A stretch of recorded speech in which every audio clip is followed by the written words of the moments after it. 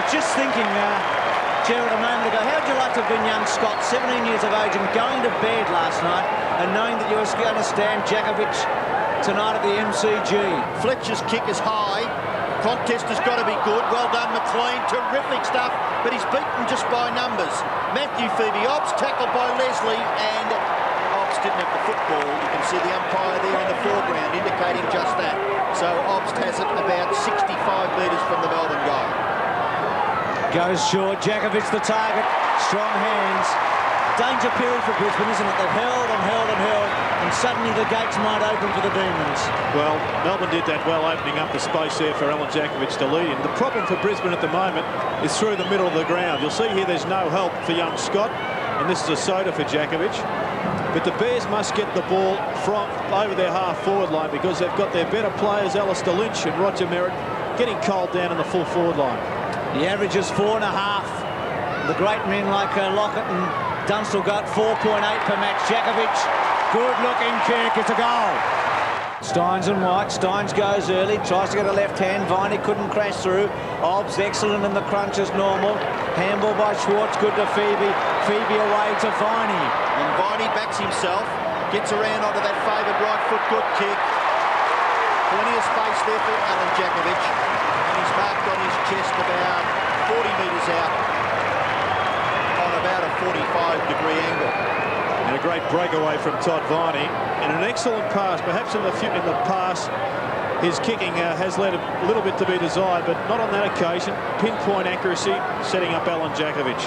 Jared, you watch Jakovich spot an area down the ground a little bit to try and give himself some sort of a line-up in the ground? Well, I think it's good practice for all forwards to know exactly what step they're going to kick from. So Alan Jakovich goes for goal. It's another good kick. He's got his second. Well, it's an interesting tactic. I think Peter Hudson introduced that many, many years ago, where he put a little marker between the man on the mark and where he was kicking from. Yes, and the object then is to just follow the two markers and kick in the straight line. Obviously, then you don't have to watch the goals. You can watch the ball onto the boot. I think a lot of forwards have used it, but certainly Hudson was the one that popularised it. Road swings it wider. Neats. Good kick to Jakovich. They're coming through half-back, aren't they, with a lot of confidence, Melbourne? Well, doesn't he love this scenario? The siren has sounded. He knows that everybody on the ground is waiting for him. He's one of your favourite players, Bruce. There is absolutely no question of that. Love watching him. And you'd back him from here. Yes. Just adores this situation. He may even kick it left foot. Let's see if he can conjure up a bit of magic from the boundary line at the end of the first quarter. He's kicked two already. Jacko goes, gives it a ride, and misses. It's a behind. Look at him. What a star he is. Goes wide to right half back, looking out there for Clark. Lovell, Dyson, back into the pocket, Lovett, back to Lovell. Disciplined kick by Andy Lovell to centre half forward. And Jakovich takes a fairly easy mark in the finish. And he's about 40 metres out pretty well directly in front. Yes, he lost his opponent there, Scott. The only chance for the Bears was if McIver could have effected a spoil, but he was perhaps more concerned with his own man rather than the ball. It's where the backman get caught between the devil and the deep blue sea. I think in this situation the Bears would do very well to just man up because Melbourne charging. And Jakovich has kicked his third goal. So at the start of the second term, Melbourne have now kicked 5. They're 5-5. Brisbane are just one behind. You'll see this mark on screen again. I think the Bears have got to try to get Alistair Lynch into the game. Perhaps Matthew Clark could take the ruck, move out to centre half forward and get Lynch onto the ball as a mobile ruckman just for 5 minutes, 10 minutes. Get him warmed up. Love it. In the centre square at the heart of the MCG. Dyson. Schwartz is outside. He goes inside. Good looking kick. Oh, wonderful play. Good player, Dyson. I think he's a good third or fourth stringer around the midfield for him. He could have gone wide there with a handball, but he decided to go direct and straight down the throat of Jakovich. This is almost as if they were waiting for the option to appear. Just went laterally. Brent Lovett pushed the ball wide to a couple of Melbourne players without anybody within 40 metres of them.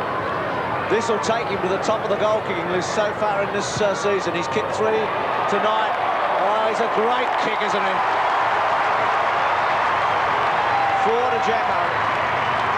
21 for the season. And Melbourne are up to 10, 7 to 1-4.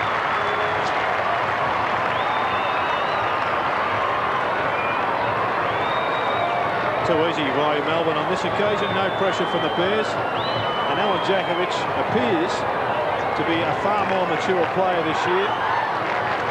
Could be the key to their performance. Phoebe off the ground, clever. Hilton, one grab would have been the go there. Would have been able to give it to Brett Lovett.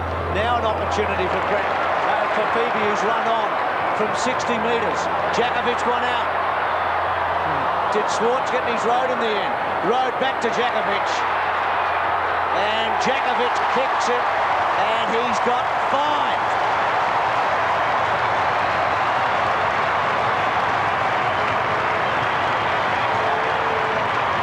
Jacko, 11-7 to 1-4.